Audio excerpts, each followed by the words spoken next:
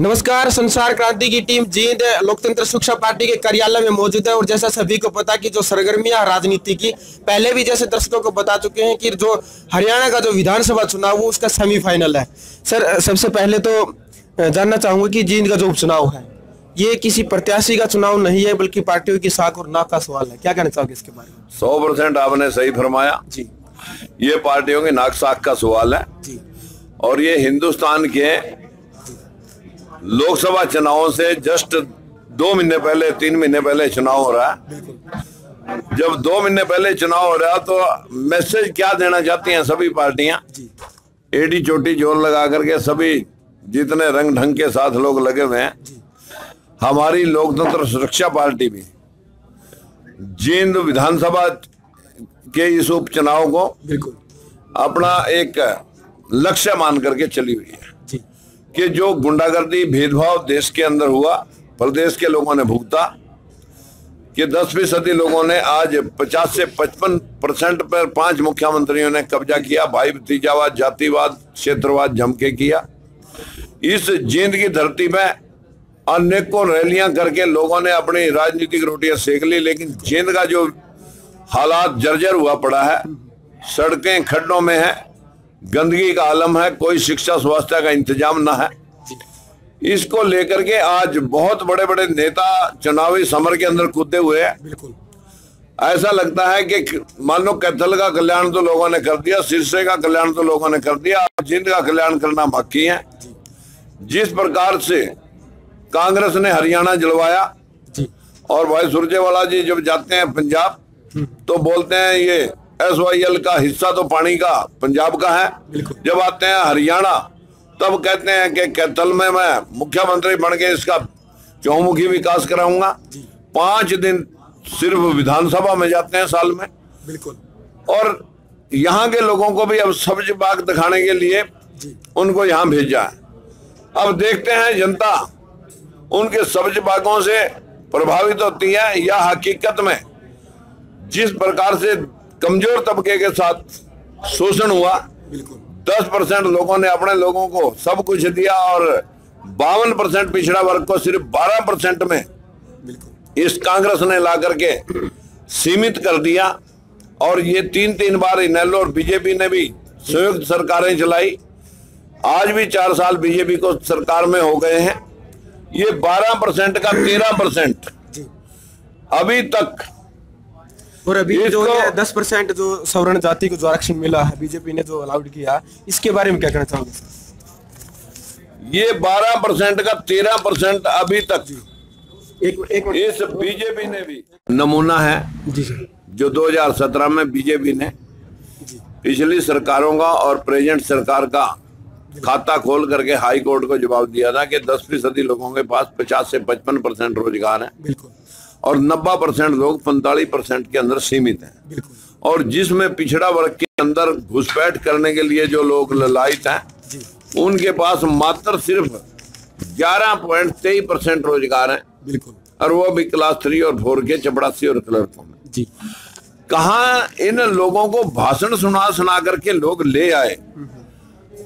सुरजेवाला जी, मैं पूछना चाहता हूं आपसे, आपके पिता और आपके खुद 3 सरकारों में मंत्री रहे, जब ये लूटपाट हुई तब आप क्यों नहीं बोले?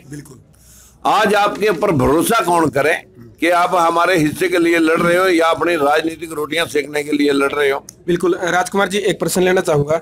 जैसे ही जिस दिन नामांकन पत्र भरने का जो दिन था उस दिन बीजेपी के नेता रामविलास शर्मा ने पूर्व मुख्यमंत्री हुड्डा को एक बात कही थी कि आपका कांटा निकल गया।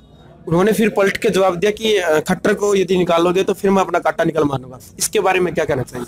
ये तो आप सब जानते हैं ये एक दूसरे का कांटा निकालने के लिए लगे हुए हैं और ये कांटे निकाल करके इन लोगों को ये बताएंगे कि बहुत देर हो चुकी है कि अब आप लोग इस सत्ता पे काबिज रह के इस देश को लूट चुके हैं, अब आपको और लूटने नहीं दिया जाएगा। जनता तैयार हुई बैठी है। बिल्कुल सर, आज हमने जींद के अंदर जींद की जो जनता की राय ली थी, बोल जींद बोल के नाम से हमारा कार्यक्रम था और उसमें जब हम मतदाताओं से मिले तो मतदाताओं का एक बात क्या है निकल कर क्या कि जनता पार्टी और कांग्रेस और इनेलो तीनों पार्टियों ने अपने यदि प्रत्याशी की बात करते हैं जाट बिरादरी से उतारे हैं और लोकतंत्र सुरक्षा पार्टी ने पहला ही जो चुनावी मैदान प्रत्याशी उतारा विनोद आसरी, वो ब्राह्मण समाज के, तो कहीं ना कहीं सभी जातियों को लेकर के लोकतंत्र सुरक्षा पार्टी चलती है, इसके बारे में क्या कहना चाहोगे?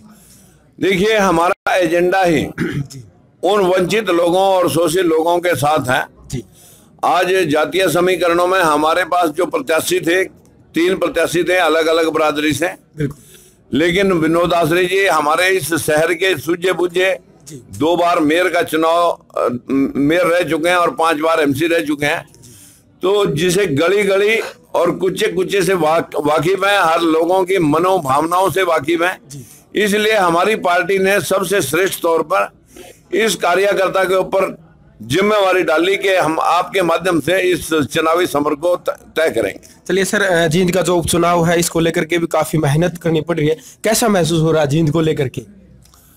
जिसके जी में जींद बस गया, समझ लो वो पार उतर गया, चाहे वो पास्ट की राजनीति और चाहे मौजूदा। बिल्कुल सर, धरातल की यदि मैं बात करता हूं, क्योंकि आप काफी फील्ड में मेहनत करते हैं, साथ में जाते हो, तो कैसे क्या विकास की, क्योंकि बड़े से बड़ा नेता यहाँ पहले जींद में रहा और विकास का सिर्फ नारा ही दिया है, आप ही बताएं, क्योंकि आप भी घूमे हैं जींद के अंदर, हमने तो पता है, हम तो यहीं से हैं, तो क्या लगता है वाकई विकास हुआ या नहीं हुआ? आपको मालूम है कि चारों ओर गंदगी का आलम है, सड़कें टूटी पड़ी है, शिक्षा स्वास्थ्य का कोई सिस्टम नहीं। आज पूरे शहर के अंदर कोई सड़क कोई गली ऐसी नहीं है जिसके ऊपर कोई गाड़ी चलाई जा सके। ठीक है, यहाँ सड़कें खड्डों में हैं, खड्डों में सड़कों में खड्डे नहीं है। हमारे जींद के लोगों को तो लोगों ने बुच्चड़ खाना बना करके, समझ करके, यूज करके और छोड़ दिया है।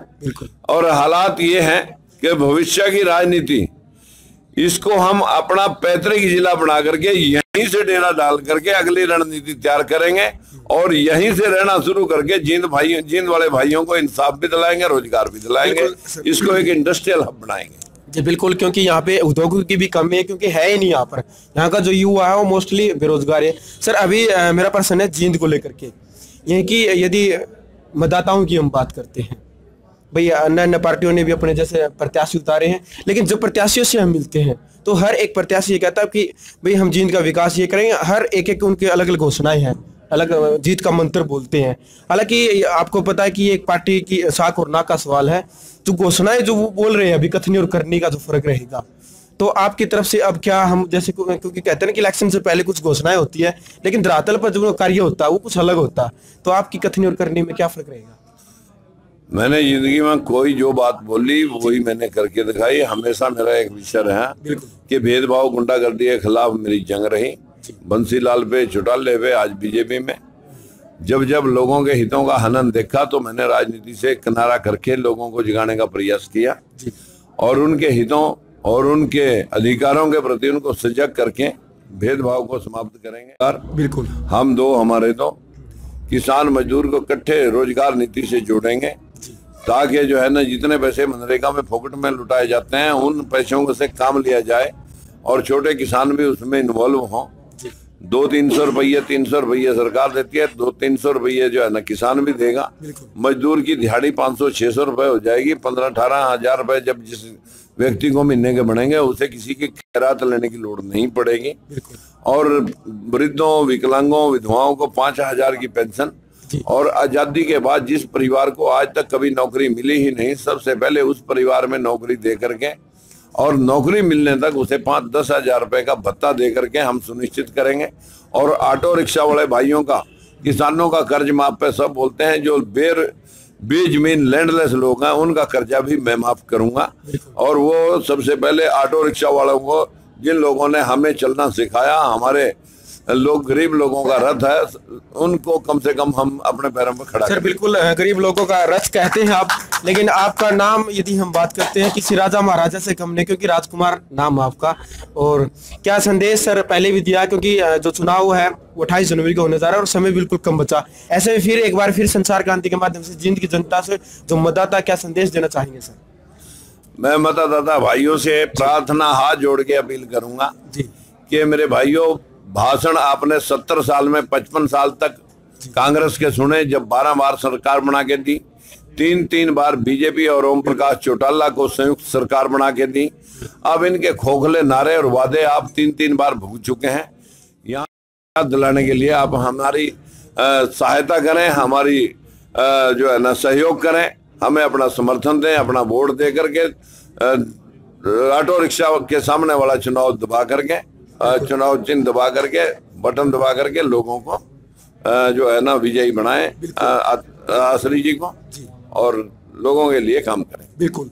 तो दर्शकों को एक बार फिर बताना चाहूंगा कि लोकतंत्र सुरक्षा पार्टी का जो चुनाव चिन्ह है वो ऑटो रिक्शा है, और विनोद आसरी जी पहले भी यहाँ से नगर परिषद के चेयरमैन रहे हैं, और फिलहाल जो भी जो कार्य करने की जो इनकी एक प्रक्रिया वो एक अलग से है, लोगों को झलकती है, सामाजिक क्षेत्र में बढ़ चढ़ करके पहले भी कार्य किया और आगामी भी। तमाम जानकारी के लिए संसार क्रांति के साथ बने रहिए। तब तक संसार क्रांति के लिए जींद से मैं अजय भारद्वाज।